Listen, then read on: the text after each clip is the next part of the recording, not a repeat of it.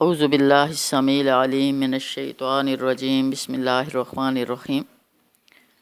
سورۃ العنکبوت کا نظم جلی۔ سورۃ العنکبوت 9 پیراگرافوں پر مشتمل ہے۔ آیات 1 تا 7۔ پہلے پیراگراف میں 9 مسلم صحابہ رضوان اللہ اجمعین کو بتایا گیا کہ آزمائشیں آ کر رہیں گی، وہ محض آمنا کہنے پر چھوڑ نہیں دیے جائیں گے۔ پچھلے مسلمان بھی آزمائش سے گزرے ہیں۔ مقصد آزمائش سچوں اور جھوٹوں کی پہچان کرنا ہے۔ برے اعمال کرنے والے اللہ تعالیٰ کی گرفت سے بچ نہیں سکتے۔ اللہ سے ملاقات لقاء اللہ کی امید رکھنے والوں کو معلوم ہونا چاہیے کہ مقررہ وقت آنے والا ہے۔ ایمان لا کر جد و جہد کرنے والوں کی محنت رنگ لائے گی اور خود ان کے لیے نفع بخش ثابت ہوگی۔ ومن جاہد فانما یجاہد لنفسہ، ان کی برائیاں محو کی جائیں گی اور انہیں نیکی کی جزا ملے گی۔ سبحان اللہ۔ آیات 8 تا 13۔ دوسرے پیراگراف میں 9 مسلم صحابہ اکرام رضوان اللہ اجمعین کو حکم دیا گیا کہ وہ مشرک سرداروں کے دباؤ میں نہ آئیں۔ والدین کے ساتھ احسان کا حکم ہے، لیکن شرک پر اصرار اور دباؤ ہو تو والدین کی اطاعت نہیں کرنا چاہیے۔ اس موقع پر ان کمزور مسلمانوں کے نفاق پر گرفت کی گئی جو ہجرت حبشہ میں متردد اور سرداران قریش سے خوفزدہ تھے۔ منافق آمنا کہتا ہے لیکن لوگوں کے فتنے کو عذاب الہی کی طرح سمجھتا ہے۔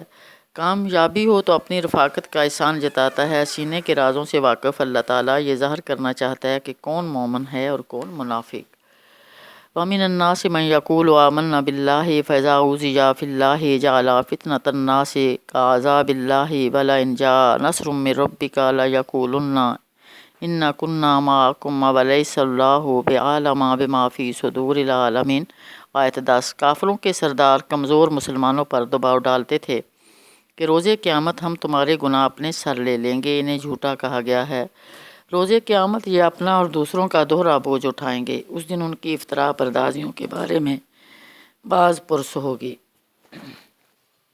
آیات 14 تا 40۔ تیسرے پیراگراف میں آزمائشوں کی تاریخ بیان کی گئی ہے۔ حضرت نوح علیہ السلام، حضرت ابراہیم، حضرت لوط اور حضرت شعیب علیہ السلام آزمائشوں سے گزرے۔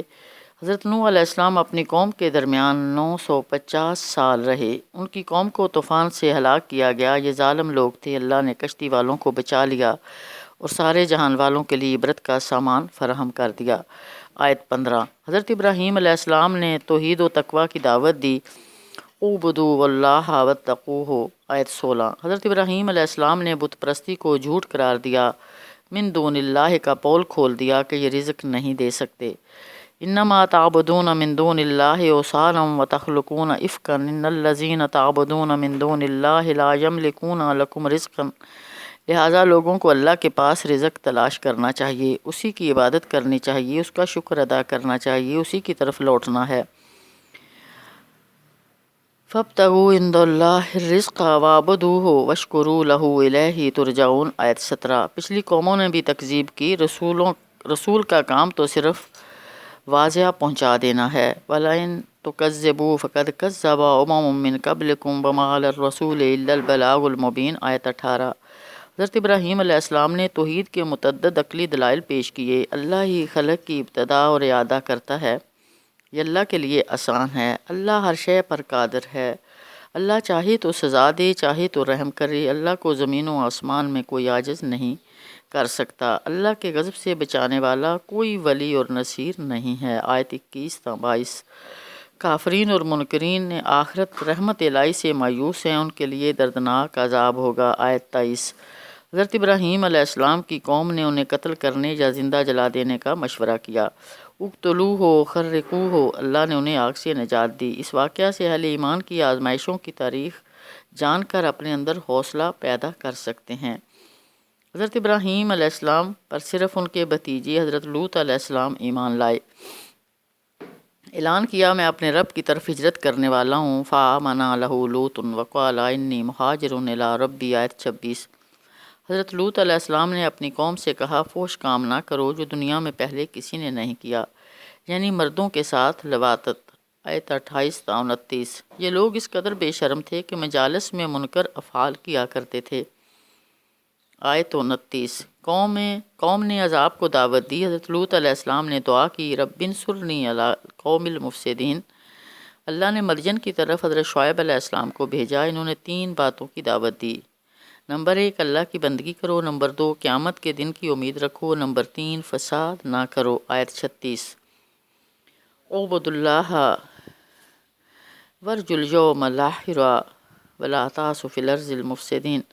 قوم نے تکذیب کی، ایک سخت زلزلے الرجفہ نے آ لیا، وہ اپنے گھر میں پڑے کے پڑے رہ گئے۔ عاد سمود اللہ تعالیٰ نے ان کو ہلاک کیا، ان کے اعمال کو شیطان نے خوشنما بنا دیا تھا۔ آیت 38 اللہ تعالیٰ نے قارون، فرعون اور حامان کو ہلاک کیا، یہ استکبار فی الارض کے مجرم تھے۔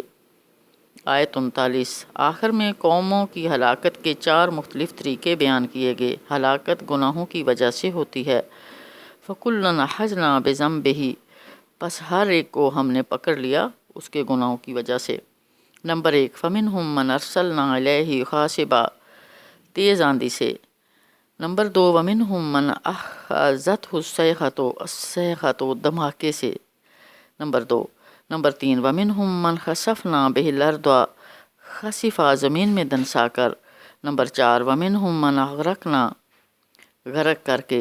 آیت 40 وَمَا كَانَ اللَّهُ لِيَظْلِمَهُمْ وَلَٰكِنْ كَانُوا أَنفُسَهُمْ يَظْلِمُونَ۔ آیت 40 آیات 41 تا 43 چوتھے پیراگراف میں مکڑی کی تمثیل سے عقیدہ ولایت کا ابطال کیا گیا۔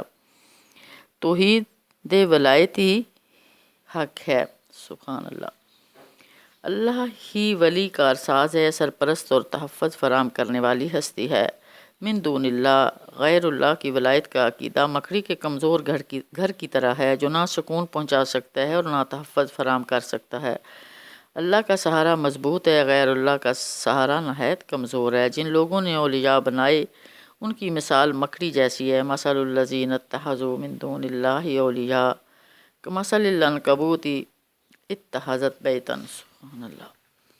من دون اللہ کو ولی کارساز اور محافظ سمجھنے والے مکڑی کے گھر میں رہتے ہیں۔ یہ کمزور گھر ہے، اس گھر میں انہیں کوئی تحفظ حاصل نہیں ہو سکتا۔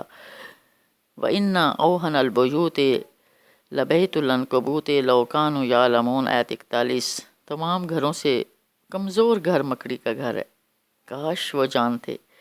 ان خوبصورت قرآنی تمثیلوں سے اہل علم ہی مستفید ہو سکتے ہیں۔ وَمَا يَعْقِلُهَا إِلَّا الْعَالِمُونَ۔ آیت 43 آیات 44 تا 55 پانچویں پیراگراف میں دلائل توحید دیے گئے، اعتراضات کا مسکت جواب دیا گیا اور عیسائیوں میں احسان کے ساتھ دعوت توحید دینے کے آداب سکھائے گئے۔ رسول اللہ صلی اللہ علیہ وسلم کو ہدایت کی گئی کہ وہ قرآن کی تبلیغ کرتے رہیں اور نماز کے ذریعے اللہ کو یاد کرتے رہیں۔ یقیناً نماز برائی اور بے حیائی سے روکتی ہے، لیکن نماز میں اصل چیز ذکر ہے۔ وَلَذِكْرُ اللَّهِ أَكْبَرُ۔ آیت 45 اہل کتاب کے ساتھ خوبصورتی سے بحث و مجادلہ کرنا چاہیے، انہیں بتانا چاہیے کہ اسی طرح کی چیز ہمارے پاس بھی بھیجی گئی ہے۔ وَلَا تُجَادِلُوا أَهْلَ الْكِتَابِ إِلَّا بِالَّتِي هِيَ أَحْسَنُ۔ ان سے کہنا چاہیے ہمارا تمہارا اللہ ایک ہی ہے اور ہم اسی کے فرما بردار اور مسلم ہیں۔ وَقُولُوا آمَنَّا بِالَّذِي أُنزِلَ إِلَيْنَا وَأُنزِلَ إِلَيْكُمْ وَإِلَٰهُنَا وَإِلَٰهُكُمْ وَاحِدٌ وَنَحْنُ لَهُ مُسْلِمُونَ۔ آیت 46 رسول اللہ صلی اللہ علیہ وسلم پر اعتراض کا جواب دیا گیا کہ یہ قرآن خود آپ صلی اللہ علیہ وسلم کا تصنیف کردہ نہیں ہے، یہ اللہ کا کلام ہے۔ رسول اللہ صلی اللہ علیہ وآلہ وسلم نہ تو پہلے پڑھتے تھے نہ ہاتھ سے لکھتے تھے، پھر باطل پرست شک میں کیوں مبتلا ہوئے؟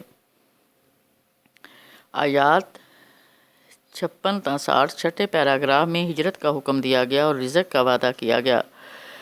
اگر مقامی جگہ پر دین پر عمل درآمد ممکن نہ ہو تو مسلمانوں کو کسی دوسرے مقام کی طرف ہجرت کرنا ضروری ہے۔ یا عبادی الذین آمنوا ان ارضی واسعۃ فایایا فاعبدون۔ آیت 56 ایمان لا کر عمل صالحہ اور ہجرت کرنے والوں کے لیے جنت کی بلند و بالا عمارتیں ہیں جن کے نیچے نہریں بہتی ہوں گی۔ کیا ہی عمدہ اجر ہے ان لوگوں کے لیے جنہوں نے مشکل حالات میں صبر کیا، اپنے رب پر بھروسہ کرتے رہے۔ مسلمانوں کو یقین دلایا گیا کہ ہجرت کے بعد انہیں رزق ملتا رہے گا۔ سبحان اللہ۔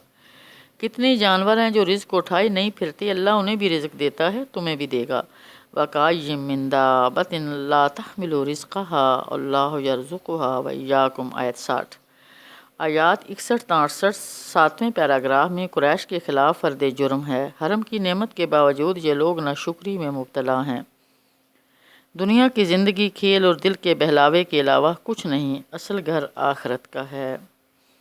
یہ مشرک کشتی پر سوار ہو کر موحد بن جاتے ہیں، اللہ کی اطاعت کو خالص کر کے دعا کرتے ہیں، لیکن نجات کے بعد شرک کرنے لگتے ہیں۔ انہیں مہلت دی جا رہی ہے۔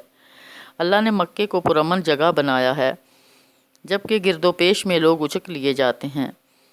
آلہۃ یمن قائم نہیں کیا، یہ باطل کو مانتے ہیں، حق کو نہیں۔ ایسے کافروں کے لیے جہنم کی سزا ہے۔ آیت 69 تا آخری پیراگراف آخری آیت پر مشتمل ہے۔ 9 مسلم نوجوانوں سے ہجرت حبشہ کے بعد حمایت کا وعدہ کیا گیا، جو اللہ کے لیے تک و دو کرتے ہیں۔ اللہ انہیں اپنا راستہ دکھاتا ہے، یہ محسن ہیں، ان کے ساتھ اللہ ہوتا ہے۔ والذین جاہدوا فینا لنہدینہم سبلنا وان اللہ لمع المحسنین۔ آیت 69۔ جو لوگ ہماری خاطر مجاہدہ کریں گے انہیں ہم اپنے راستے دکھائیں گے، اور یقیناً اللہ نیکوکاروں کے ساتھ ہے۔ سبحان اللہ۔ اس آیت میں یہ بشارت پوشیدہ ہے کہ ہجرت حبشہ کے بعد ہجرت مدینہ اور پھر بدر، احد، احزاب، صلح حدیبیہ، خیبر اور فتح مکہ، تبوک کے مراحل آئیں گے۔ پھر اس کے بعد مشرق اور مغرب میں اسلام کی دعوت کی توسیع ہوگی۔ ہر مرحلے میں اللہ تعالیٰ محسن مسلمانوں کو اپنے سبولن یعنی اپنے راستوں کی طرف رہنمائی کرتا رہے گا۔ سبحان اللہ۔ مرکزی مضمون: اہل توحید کو آزمائشوں سے گزرنا پڑتا ہے، ہجرت کی نوبت بھی آ سکتی ہے۔ وآخر دعوانا ان الحمد للہ رب العالمین۔ اس کو خود سنیں اور آگے شیئر کریں تاکہ سننے اور سنانے والوں کے لیے ذریعہ نجات بن سکے۔ آمین۔